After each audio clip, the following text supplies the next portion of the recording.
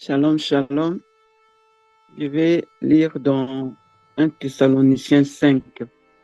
Je vais commencer à partir du verset 14 jusqu'au verset 18. Je lis au nom du Seigneur. Nous vous en prions aussi, frères. Avertissez ceux qui vivent dans le désordre, consolez ceux qui sont abattus, supportez les faibles, usez de patience envers tous. Prenez garde que personne ne rende à autrui le mal pour le mal, mais poursuivez toujours le bien, soit entre vous, soit envers tous. Soyez toujours joyeux, priez sans cesse, rendez grâce en toutes choses, car c'est à votre égard la volonté de Dieu en Jésus-Christ. Amen. Mon petit message, c'est que la parole nous recommande d'aider nos semblables, nos frères et sœurs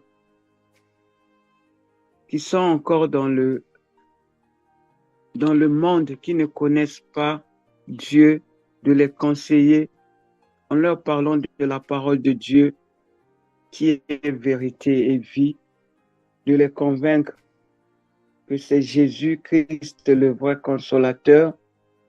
En lui, il y a la solution à tout, car rien n'est impossible à lui, d'user de patience envers eux, de les supporter en exerçant notre patience à leur égard, de ne pas rendre le mal par le mal, comme il nous est demandé, plutôt faire le bien.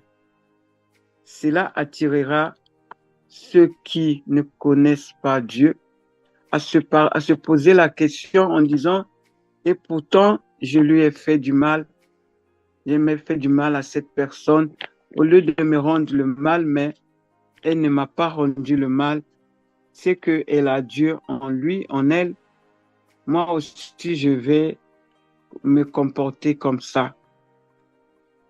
Faire toujours le bien et être reconnaissant en toutes choses, en toutes circonstances.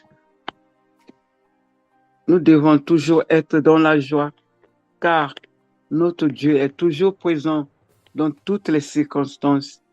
Il a dit dans sa parole qu'il ne nous délaissera point, il ne nous abandonnera point. Il est présent tout le temps, que nous soyons dans la tempête, que nous soyons dans le feu, il est là. Persévérer, nous devons prier sans cesse, comme il le demande aussi, persévérer dans la prière, comme lui-même nous le demande. Dans Éphésiens, je vais lire dans Éphésiens 6, verset 18.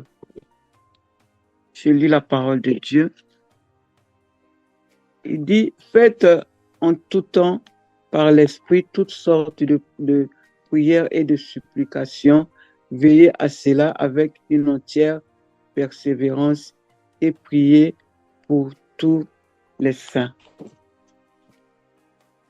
C'est par la prière que nous obtenons les faveurs de notre Dieu. C'est par la prière que nos situations se débloquent. C'est par la prière que nous avons tout. Comme il est dit aussi dans Habakkuk, verset 2, chapitre 2, pardon, verset 3. Je vais lire au nom du Seigneur, car c'est une prophétie dont le temps est déjà fixé. Elle marche vers son terme et elle ne mentira point. Si elle tarde, attends-la, car elle s'accomplira certainement. Donc nous devons aussi toujours rendre grâce, faire savoir dire merci à notre Dieu pour toutes choses, être reconnaissant à son égard, car c'est lui qui conduit nos pas, nous guide Il est le gardien de nos âmes. Il est le gardien de nos destinées. Nous dépendons de lui, car sans lui, nous ne sommes rien et ne pouvons rien. Lui prouver aussi notre amour envers lui en suivant ses commandements quand il dit, si vous m'aimez, suivez mes commandements. En lui disant que nous l'aimons aussi parce qu'il nous a aimés le premier. Voilà le message que j'avais. Que le Seigneur nous bénisse tous. Shalom, shalom. Merci. Bonne journée.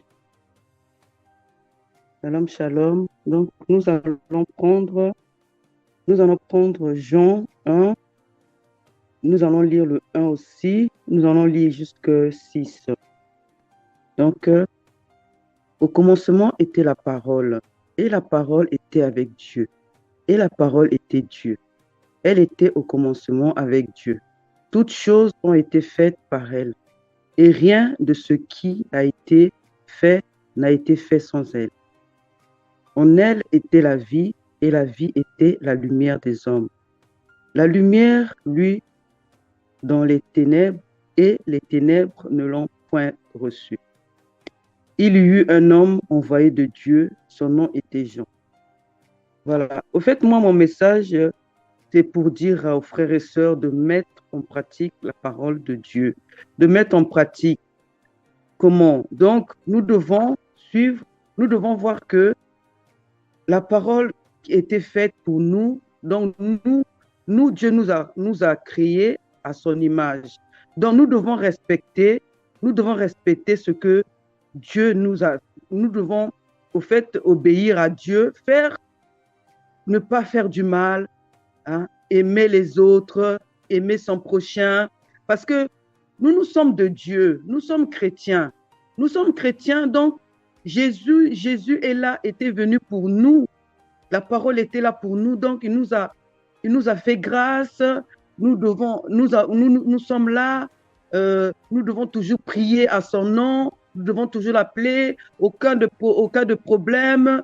Il nous a dit qu'il ne va jamais nous abandonner. Donc nous aussi, nous devons aussi mettre en pratique la parole. Nous devons mettre en pratique la parole, toujours prier, lire notre Bible, toujours le laisser à côté de nous, de ne pas abandonner la Bible, toujours voir que ça a été fait pour nous.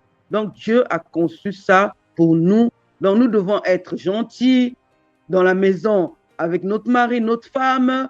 Donc comment nous devons parler. Donc toutes ces choses-là, ça nous parle. Ça nous parle. Nous devons changer notre comportement.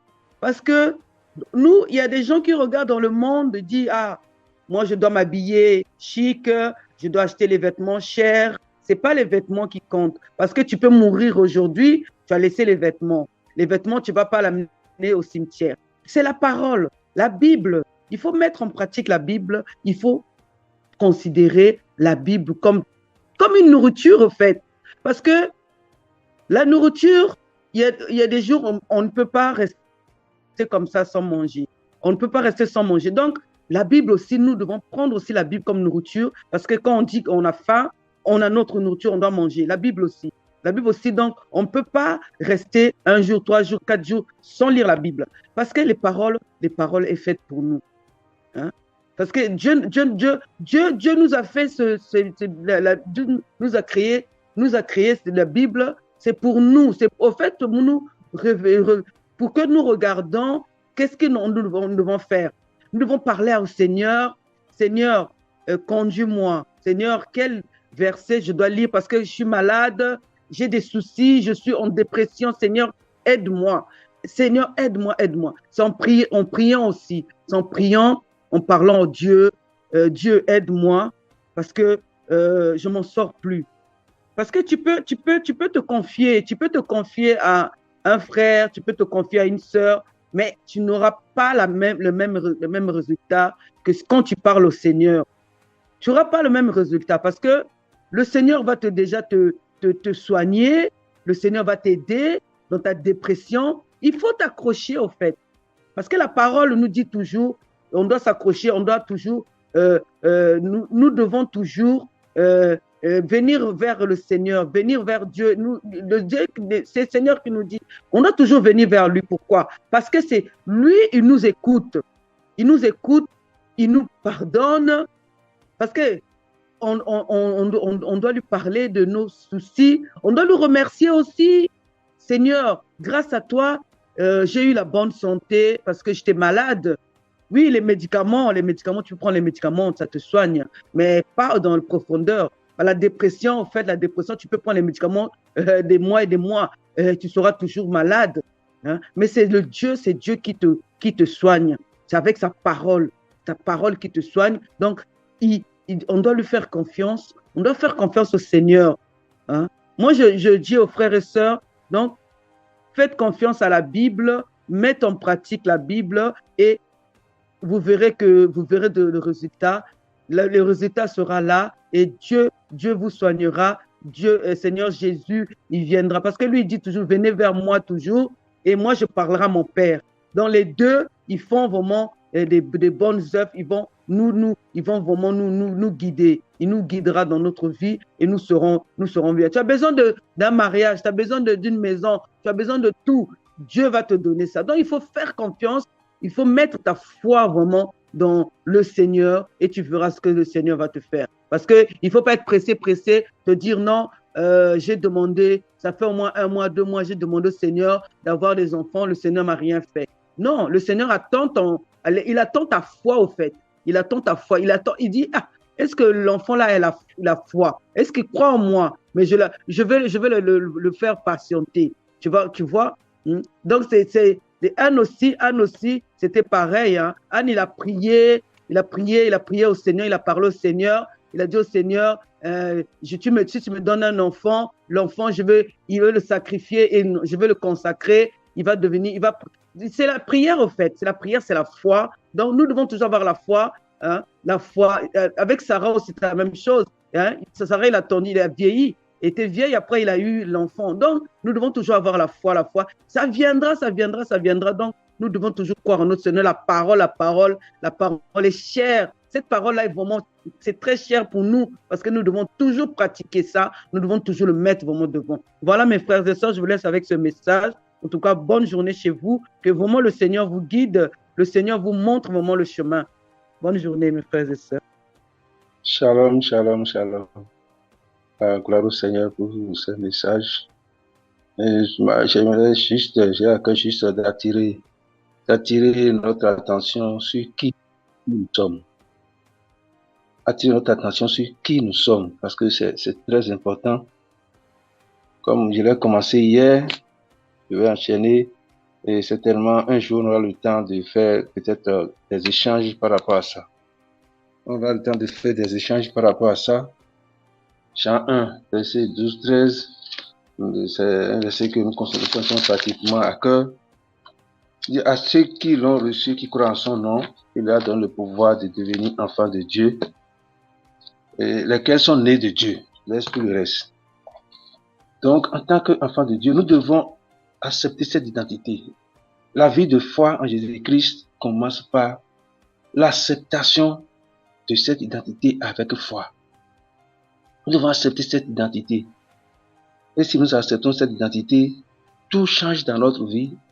Et comme Dieu l'a dit dans Colossiens 1, verset 12 à 14, nous avons la rédemption et la rémission des péchés. Nous sommes transférés, nous sommes délivrés de toutes les puissances des ténèbres.